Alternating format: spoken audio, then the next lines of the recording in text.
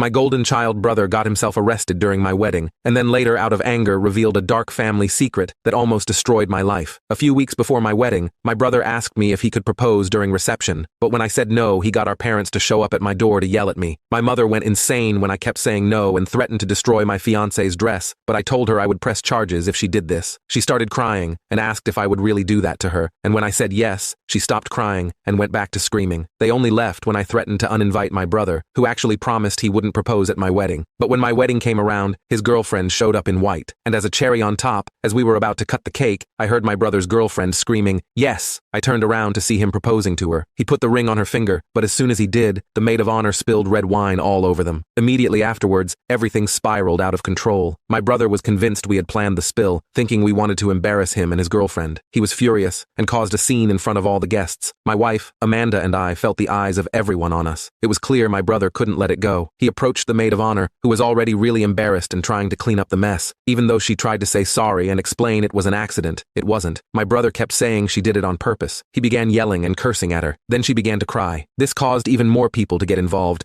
trying to calm things down. I jumped in trying to cool things off, but it just made him louder and more upset. Out of nowhere, he stepped right up to me and shoved me. I was totally caught off guard and stumbled back. I pushed back, and things got out of hand fast. We ended up scuffling, grabbing at each other's shirts, and before we knew it, we were swinging at each other. Then Amanda decided to call the police. When the police showed up, they talked to a bunch of people to figure out what happened. It was really embarrassing to explain the whole fight, especially in front of all our friends and family who were there to celebrate with us. In the end, the police decided it was best for my brother and his girlfriend to leave the party. As they were being led away, my brother kept yelling about how that war of a bridesmaid ruined their day. Even though it was a relief to see him go, I also felt sad because he's still my brother. After they left, the whole mood at the wedding was pretty down. A lot of guests started to leave too, saying sorry as they went. The morning after the wedding, my phone buzzing non-stop woke me up. It was my parents calling from their vacation in Italy. They had missed the wedding for their holiday, but my brother had already called them and told them his side of the story about what happened. From what they were saying, it was obvious my parents were on my brother's side. He's always gotten his way since he was the younger brother and baby of the family. They seemed disappointed in me and expected me to fix things. The whole conversation felt pretty one-sided, mainly because they had only heard my brother's version of the story. This kind of thing isn't new. In our family, it's always been like his word gets more weight than mine. Not only that, my parents told me I had to bail out my brother